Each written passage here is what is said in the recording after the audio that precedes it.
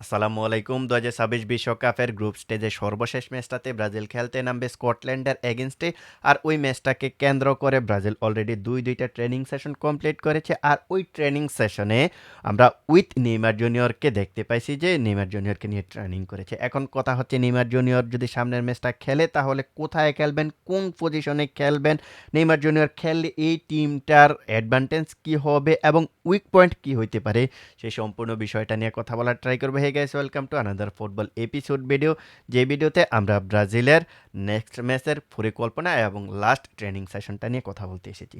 First of all আমরা training সেশনের দিকে আসি। গতকালকে আমরা বেসিক্যালি দুইটা পজিশনে পরিবর্তন দেখেছি ট্রেনিং সেশনে, যেখানে রাইট উইঙ্গার এবং সেন্টার ব্যাকে একটা পরিবর্তন। রাইট উইংয়ে কে খেলবে এটা নিয়ে তো আমরা এখনও ক্লিয়ার না। এই জায়গাটাতে রাফিনার ইনজুরির কারণে হয়তো রায়ান কিংবা এই জায়গাটাতে লুইস হেনরিক শুরু করতে পারে, এমনটা ধারণা আমরা করতেই পারি। তবে সেন্টার ব্যাকে আমরা দেখতে পেয়েছি গাব্রিয়েল ম্যাগালেসের জায়গাতে ওই লিও পেরেরাকে কিছুটা ইউজ করা হয়েছে। সো যদি ইউজ করা হয়েছে তার মানে এই নয় যে তিনি স্টার্টিং ইলেভেনে আসতে চলেছেন, বাট আমরা কিন্তু গতকালকে এমন সিনারি দেখছি আর কি। তো ব্রাজিলের যে ট্রেনিং সেশন, ওই ট্রেনিং সেশনে আমরা দেখতে পাইছি নেইমার জুনিয়র সম্পূর্ণরূপে ট্রেনিং করেছেন গত পরশুদিন এবং গতকালকেও ট্রেনিং করেছেন। এখন এই যে ট্রেনিং করেছেন, এই ট্রেনিং সেশন পরেই কিন্তু আমরা এখনো পর্যন্ত বুঝতে পারতেছি না যে ব্রাজিলের মেইন একাদশটা কেমন হইতে চলেছে, অর্থাৎ ট্রেনিং সেশনের অনুযায়ী কিন্তু বুঝতে পারতেছি না। তবে আমরা সবাই জানি যে ব্রাজিলের একাদশটা কেমন হইতে পারে। আমি তো এটা নিয়ে কথাই বলেছিলাম। আমি যদি আরও একবার বলি তাহলে গোলকিপার হিসেবে তো এলিসন বেকার, রাইট ব্যাকে দানিলো, দুই সেন্টার ব্যাকে গাব্রিয়েল ম্যাগালেস এবং মার্কিনুস খেলবে, সেই সাথে লেফট ব্যাকে ডগলাস সান্তোস, মিডফিল্ডার হিসেবে ক্যাসিমিরো, বুনো গুইমারেস খেলতেছে, লুকাস পাকুয়েতা খেলতে পারে, রাইট উইঙ্গার হিসেবে হয়তো রায়ান, কিংবা এই জায়গাটাতে আমরা দেখতে পারবো যে লুইস হেনরিককে লেফট উইঙ্গার হিসেবে, তো Vinicius junior right wing centre forward হিসেবে মাতিয়াস কুনা, এমনটাই হইতে পারে ব্রাজিলের একাদশ। এখন কথা হচ্ছে এই একাদশে নেইমার জুনিয়র স্টার্টিং ইলেভেনে খেলবে কিনা। দেখুন, এই একাদশে নেইমার জুনিয়রের স্টার্টিং ইলেভেনে খেলার সম্ভাবনা খুবই কম। নেইমার জুনিয়র সাবস্টিটিউট হিসেবে আমার কাছে মনে হয় যে খেলতে চলেছেন। সম্ভবত 20 মিনিট, 25 মিনিট, 30 মিনিটের মতো গেম টাইমিং পাবেন। সো ওই 25 মিনিট, 30 মিনিট গেম টাইমিং পেয়ে তিনি তার ম্যাচ ফিটনেসের পরীক্ষাটা দিয়ে দিবেন। পরীক্ষাটা দিয়ে হয়তো পরবর্তী ম্যাচগুলোতে স্টার্টিং ইলেভেনে আসবেন। এবার আমরা আসি নেইমার জুনিয়র এই টিমটাতে থাকলে কোন কোন জায়গাগুলোতে ব্রাজিল বেনিফিট পাবে, কোন কোন জায়গাগুলোতে ব্রাজিল অ্যাডভান্টেজ পাবে এবং কোন কোন জায়গাগুলোতে ব্রাজিলের উইক পয়েন্ট হইতে পারে। ফার্স্ট অফ অল আমি যে জিনিসটা বলতে চাই সেটা হচ্ছে নেইমার জুনিয়র যখন এই টিমটাতে ব্যাক করবে, ব্রাজিলের হয়ে ম্যাচ খেলবে, তখন একজন পিওর নাম্বার 10-এর ফুটবলার কিন্তু ব্রাজিল পেয়ে যাবে, যাকে দিয়ে পিওর প্লে মেকিংটা করা হবে। এখন প্লে মেকিংটা কীরকম হবে, নেইমার জুনিয়র অ্যাটাকিং মিডফিল্ডার কিংবা ডি বক্সের একটু বাইরে থেকে থ্রো পাস জেনারেট করবে, লফটেড পাস জেনারেট করবে, কি পাসগুলো জেনারেট করে দিবে, চান্সেসগুলো ক্রিয়েট করে দিবে, ভিনিসিয়াস জুনিয়রকে গোলকিপারের সাথে 1-1 করে দিবে, কিংবা লেফট সাইডে যিনি থাকবেন তাকে গোলকিপারের সাথে 1-1 করে দিবে, কিংবা সেন্টার ফরওয়ার্ডের যে সার্কেলটা রয়েছে ওই জায়গাতে যে ফুটবলারটা খেলবে তাকে একেবারে গোলকিপারের সাথে হয়তো 1-1 করে দিবে, কিংবা Neymar junior outside of the box থেকে 1-1 খেলে ডি বক্সে ঢুকে যাবে, ওইখান থেকে তিনি গোল করবে কিংবা অ্যাসিস্ট করবে। নেইমার জুনিয়র থাকলে কিন্তু পিওর একজন প্লে মেকার, যে সেই প্লে মেকারের সার্ভিসটা ব্রাজিল পেতে চলেছে। সো বুঝতেই পারতেছেন ব্রাজিল কতটা অ্যাডভান্টেজ পাবে একজন নেইমার জুনিয়র থাকলে। এবার আমরা আসি নেইমার জুনিয়রকে কিভাবে কাজে লাগাইতে পারে ব্রাজিল কোচ কার্লো আনচেলত্তি। দেখুন, ব্রাজিল কোচ কার্লো আনচেলত্তি বলেই দিয়েছে যখন নেইমার জুনিয়র থাকবে তখন তিনি কোনো সেন্টার ফরওয়ার্ড, প্রপার কোনো সেন্টার ফরওয়ার্ড খেলাবে না, তিনি ফলস নাইনের ফুটবলার খেলাবে। ওই জায়গাটাতে নেইমার জুনিয়রকেও খেলাইতে পারে। আবার আরেকটা বিষয় হচ্ছে, নেইমার জুনিয়র যখন এই টিমটাতে খেলবে, কার্লো আনচেলত্তি এমনটাও ইঙ্গিত দিয়েছে যে নেইমার জুনিয়রকে তিনি এমনভাবে ইউজ করতে পারেন যে তিনি ডিপ থেকে বলগুলা ক্যারি করে ফাইনাল থার্ডে গিয়ে তারপরে পাসগুলা জেনারেট করবেন, অর্থাৎ ক্যারি ফোগ্রেস টাইপের যে ফুটবলারগুলো রয়েছে, হোল ফুটবলার টাইপের যে ফুটবলারগুলো রয়েছে, এমন টাইপের একটা ট্যাকটিক্স নেইমার জুনিয়রকে দিয়ে হয়তো তিনি বের করে আনতে চাইবেন। নেইমার জুনিয়রকে দিয়ে আপনার প্লে মেকিংটা করবে, ডিফলাইন প্লে মেকিংটা করবে। তারপর হচ্ছে ওই নিচে থেকে যে মিডফিল্ডারগুলো রয়েছে কিংবা ডিফেন্ডারগুলো রয়েছে, এদের থেকে বল পেয়ে, এদের থেকে বল নিয়ে তারপর নেইমার জুনিয়র ফাইনাল থার্ডে বলগুলা আপনার প্রোভাইড করবে আর কি।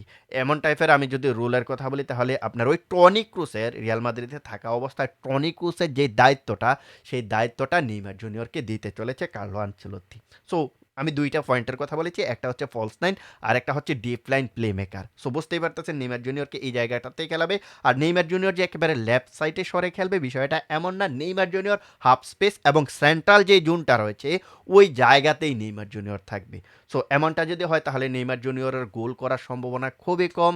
আর নেইমার জুনিয়রের গোল করানোর সম্ভাবনাটা সবচাইতে বেশি। অর্থাৎ নেইমার জুনিয়র হয়তোবা গোল পাবে না কিন্তু অ্যাসিস্টের সংখ্যা হয়তো তার বেশি হয়ে যাবে। তিনি যে বলগুলা দিবে ওইখান থেকে যদি প্লেয়াররা যদি বলগুলা যদি কাজে লাগাইতে পারে তাহলে তার অ্যাসিস্টের সংখ্যাটা একটু বেশি হবে আর কি। আর যদি ফলস নাইনের ফুটবলার হিসেবে তাকে খেলায় তাহলে গোল কিংবা অ্যাসিস্ট দুটাই কিন্তু নেইমার জুনিয়র করতে পারবে। সো এটা একটা ব্রাজিলের জন্য অ্যাডভান্টেজ। এবার আমরা আসি নেইমার জুনিয়র থাকলে ব্রাজিলের এই টিমটার উইক পয়েন্ট কি হইতে পারে। দেখুন নেইমার জুনিয়র যদি এই টিমটাতে থাকে তাহলে ব্রাজিলের ডিফেন্সিভলি অনেকটা ব্রাজিল উইক হয়ে যাবে। এখন সেটা কিভাবে দেখুন আমরা সবাই জানি যে সচরাচর নেইমার জুনিয়র ডিফে নেমে ট্র্যাক ব্যাক করে ডিফেন্স করে না। সো এই জায়গাটাতে আগে যে ফুটবলারগুলাকে খেলানো হইতো যেমন লুকাস পাকুয়েতাকে এবং ধরুন মাতিয়াস কুনাকে এরা কিন্তু অনেকটা ট্র্যাক ব্যাক করে ডিফেন্স করতো। সো নেইমার জুনিয়রের বেলায় কিন্তু আমরা এই জিনিসটা দেখতে পারবো না। তিনি অতিরিক্ত ট্র্যাক ব্যাক করে নিচে নেমে তারপরে বলগুলা ট্যাকেল করবে না কিংবা বলগুলা আপনার এইখান থেকে ইন্টারসেপশন করবে না কিংবা এখান থেকে বল ক্লিয়ার করবে না। তো এখন এই জায়গাটাতে তো আমরা মোটামুটি একটা উইকনেস ব্রাজিলের দেখতে পাইতেছি। এখন এই উইকনেসের জায়গাটা পূরণ করতে হলে কি করতে হবে? অবশ্যই ওই ভিনিসিয়াস জুনিয়রকে ট্র্যাক ব্যাক করতে হবে। এখন ভিনিসিয়াস জুনিয়রও তো ট্র্যাক ব্যাক করা ফুটবলার না। তিনি সবসময় কাউন্টার অ্যাটাকের জন্য ওই লেফট হাফ স্পেসটা কিংবা ওই যে লেফট এর যেই হোয়াইট স্পেসটা কিংবা আপনার যে টাচ লাইনটা সেই টাচ লাইন গ্যাসে কিন্তু তিনি সবসময় খেলে থাকেন কাউন্টার অ্যাটাকের জন্য। সো তিনি এত বেশি ট্র্যাক ব্যাক করে না। এখন এই জায়গাটাতে যদি ভিনিসিয়াস জুনিয়রও যদি ট্র্যাক ব্যাক না করে তাহলে ডিফেন্সিভলি অনেকটা ব্রাজিল উইক হয়ে যাবে। ওই যে লেফট ব্যাক থাকবে আপনার ডগলাস সান্তোস ওর উপরে কিন্তু প্রচুর প্রেশার পড়ে যাবে, প্রচুর প্রেশার। সো একজন ফুটবলারের পুরো লেফট সাইডটা কাভার করা কিন্তু খুবই টাফ হয়ে যাবে একজন লেফট ব্যাকের জন্য, লেফট উইং ব্যাকের জন্য। তো বুঝতেই পারতেছেন যে যদি নেইমার জুনিয়র থাকে তাহলে অবশ্যই ডিফেন্সিভলি ব্রাজিল অনেকটা উইক হয়ে যাবে। আর ভিনিসিয়াস জুনিয়রকে কার্লো আনচেলত্তি যেভাবে ইউজ করতেছে দেখলাম, তাকে অনেকটা লাস্ট ম্যাচটাতে দেখলাম যে আপনার দুই যে সেন্টার ব্যাক রয়েছে অপোনেন্টের দুই সেন্টার ব্যাকের কিছুটা মাঝামাঝি অবস্থানে তাকে ওই জায়গাটাতে কিন্তু সরায় নেওয়া হয়েছে। ওইখান থেকে কিন্তু ভিনিসিয়াস জুনিয়র যেই গোলটা করেছেন ওই গোলটাও কিন্তু তিনি পেয়েছেন। সো বুঝতেই পারতেছেন যে ভিনিসিয়াস জুনিয়রকে কিছুটা লেফট উইং থেকে সরিয়ে নিয়ে কিছুটা সেন্ট্রালে খেলানোর ট্রাই করতেছে কিংবা হাফ স্পেসে খেলানোর ট্রাই করতেছে। সো তাকে যখন হাফ স্পেসে কিংবা সেন্ট্রালে খেলাবে তখন তো তিনি আর ট্র্যাক ব্যাক করবে না। যদি করে তাহলে সেটা হচ্ছে সারপ্রাইজিংলি বিষয়। তো দেখা যাক শেষ পর্যন্ত আসলে এই জায়গাটাতে কি হয়। ভিনিসিয়াস জুনিয়র এবং নেইমার জুনিয়র একসঙ্গে খেলে কিনা। এমনটাও হইতে পারে যখন বিনিকে উঠিয়ে দিবে তখন নেইমার জুনিয়রকে নামাবে। আবার এমনটাও হইতে পারে যখন নেইমার জুনিয়র থাকবে তখন ভিনিসিয়াস জুনিয়র একেবারে ওই লেফটে সরে খেলবে। এমনটাও হইতে পারে। তো দেখা যাক শেষ পর্যন্ত কি হয়। এই মুহূর্তে ব্রাজিলের এই জায়গাটা নিয়ে কিন্তু অনেকটা দুশ্চিন্তা রয়েছে। যদি নেইমার জুনিয়র এবং ভিনিসিয়াস জুনিয়র যদি একসঙ্গে খেলে আরকি। তো তারপরেও ব্রাজিল কোচ কার্লো আনচেলত্তির যেই তিনি যেভাবে চিন্তা করেন আমরা তো সেভাবে চিন্তা করতে পারি না। But Brazil coach Carlo Ancelotti যে ইঙ্গিতগুলা দিয়েছেন সেই ইঙ্গিতগুলার পরিপ্রেক্ষিতে বললাম আরকি এমন ধরনের টেকনিক হইতে পারে। তো দেখা যাক শেষ পর্যন্ত কি হয়। তো আজকের ভিডিওটা এখানেই শেষ করব। দেখা হবে অন্য কোনো এক ভিডিওতে। সেই পর্যন্ত সবাই ভালো থাকবেন। আল্লাহ হাফেজ।